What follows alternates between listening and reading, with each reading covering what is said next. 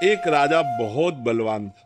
उसने अपने शत्रु पक्ष के राजा का नाश कर दिया। उसका अकेला लड़का था और उसकी मां।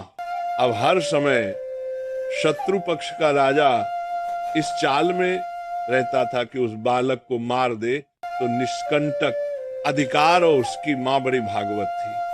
रात दिन भजन करती, भगवान से प्रार्थना करती कि भगवान मेरे बालक की रक्षा करना। और भगवान के जो सिद्ध संत होते हैं, भगवत स्वरूप होते हैं, उन्होंने विचार किया। संत के हृदय में एकदम भजन में बैठे थे, उसी राज्य में विचार एकदम आया कि अच्छा, भगवान का आदेश है तो लीला करनी पड़ेगी। और लीला का उस समय इंतजार करने लगे। तो जो राजा बलवान था, जिसने शत्रु पक्ष के राजा को मारकर उसके लड़के को मारने को ठाना था, उसकी राजकुमारी थी, उसके स्वयंवर की रचना की जब बात आई, कमंडल उठाया, लंगोटी कस के बांधी कमर में, पहुंच गए दरबार में। और वो परिचित थे तपस्या और उनके भजन से। जे भी देखा तो साष्टांग दंडवत राजा हुए देखो।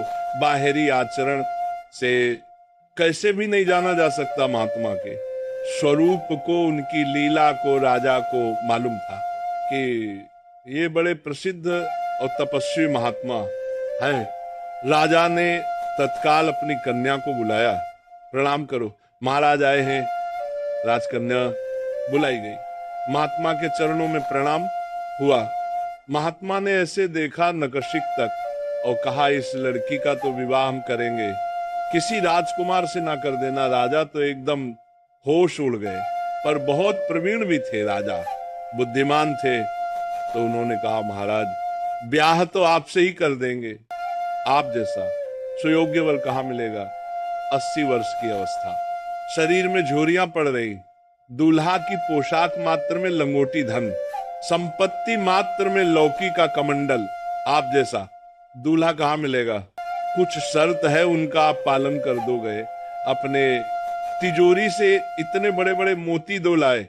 बोले, ये हमारे पूर्वजों के द्वारा एकत्रित किए हुए 2 मोती हैं, 108 मोती ले आओ। पहली शर्त, राजकुमारी का ब्याह आपके साथ देख रहे थे, हालत देख रहे थे। महात्मा ने कहा, हाँ हाँ, 108 क्या होते, ले आएंगे। बोले, मोती देख लो। बोले, लाओ, जब साथ रहेंगे तो उसी नाप के ले आएंगे। तो राजा ने सोचा इनको और बोले, महाराज लगन के पहले, क्योंकि लगन निकल गई तो फिर बात कैसे बनेगी। तुम चिंता मत करो, तुम्हारे कुल की प्रथा पूरी करूंगा और कन्या से विवाह करूंगा। पर एक बात ध्यान रखना, अगर विलंब हो जाए तो किसी के साथ पाणिक ग्रहण नहीं कर देना, नहीं तो जो आज्ञा दूसरे से ब्याह की सोचना भी मत। अब राजा ने कहा, जैसी आज्ञा। उन्होंने सोचा, महात्मा मोती ले जाएंगे, 4-6 दिन घूमेंगे, निराश होकर वापस आ जाएंगे। उनको क्या पता था कि जो भगवान के दास होते हैं बड़े जिद्दी स्वभाव के होते हैं। अब वो ऊंचे दर्जे के सिद्ध महात्मा हाथ में मोती लिए हुए पहुंचे। विचार किया कि यार, मोती किससे मांगू, किससे खोजू, कहां जाऊं। तो उन्होंने कहा, समुद्र को रत्न, गर्भा कहा गया समस्त रत्न है, रत्नाकर है, सब रत्न उसमें विराजमान। समुद्र से सीधे मांग लेते चल के गए। ध्यान आया कि 3 दिन तक भगवान राम जो है उपवास करके बैठे रहे। नहीं आया तो हम तो 30 दिन बैठे रहेंगे तो नहीं आएगा, क्या करें। तो लौकी का कमंडल था, कमंडल उठाया, उलझने लगे। 1 दिन 2 दिन 3 दिन लगातार, और खूब नाम जप भगवान का। और हर कमंडल में नाम जप करके, मंत्र जप करके जल उलझने लगे। नाम का प्रभाव समुद्र के हृदय में जलन पैदा हो गई। समुद्र एक साधारण पुरुष के रूप में पीछे से आवाज की, बाबा ये क्या कर रहे हो। समुद्र को खाली कर रहे। और क्या कर रहे हैं। बोले, तुम्हारे लौकी के कमंडल से समुद्र खाली हो जाएगा। बोले मजाक करो मत करो। एक महात्मा ने चुल्लू में पी गए थे, अगस्त जी चुल्लू में पी गए थे। ज्यादा हमको चैलेंज मत करो। समुद्र डरा, बोले उलीच काहे के ले रहे हो, तो हमें बता सकते हो? बोले सुना है रत्नाकर है, बड़े बड़े रत्न है समुद्र में, हमें 108 मोती चाहिए। बोले अगर मोती मिल जाए तो समुद्र लीचना बंद करो, काहे को मेहनत करेंगे हम। बोले वो तो हम दे रहे हैं तुम्हें, दिखाओ मोती। मोती निकाले, वैसे ढेर सारे मोती एक लहर आई, नाप नाप के 110, क्योंकि 2 वो और 108 झोली में डाले। समुद्र ने कहा और भर लो। बोले मकिंचन महात्मा है, हमें नहीं चाहिए, ये दुल्हन लेने के लिए शर्त है, इसलिए हमने इनको लिया है और जा रहे हैं। महात्मा जी बड़े गर्व से गए, भगवान की जय जयकार की। राजा देखते ही समझ गया मोती मिल गए, क्योंकि बहुत मुस्कुराहट है। गणित लगाई, लड़की को कैसे बचाऊं? बोले हाँ महाराज। बोले ये ले 110, 2 ही तुम्हारा 108।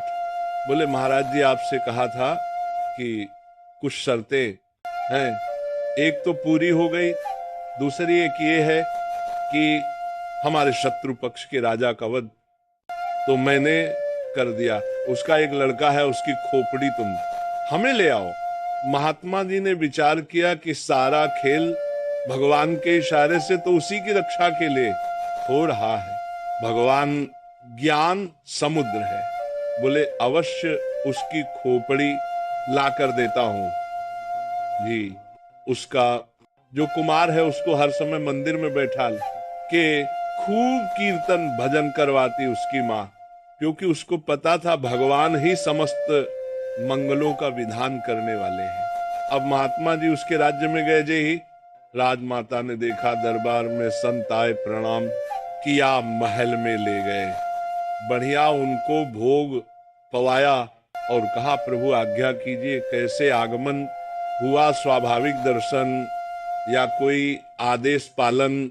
आदेश पालन नहीं, तुम्हारे लड़के की खोपड़ी ले जानी, तुम्हारे जो दुश्मन राजा है उसने मंगाया है, सहम गई। तो कहा महाराज मैं तो माँ हूं, मैं तो काट नहीं सकती, आप साधु हो, आप काट के ले जाओ। ये लड़का मैंने आपको दिया, कहा जब दिया तो काट के ले जाने की क्या जरूरत है, पूरा ले जाएंगे, काट के ले जाने की जरूरत क्या है? बोले महाराज पूरा राज्य भार आगामी राजा यही है, और आज तक मैंने भगवान की आराधना की अपने पुत्र की रक्षा के लिए।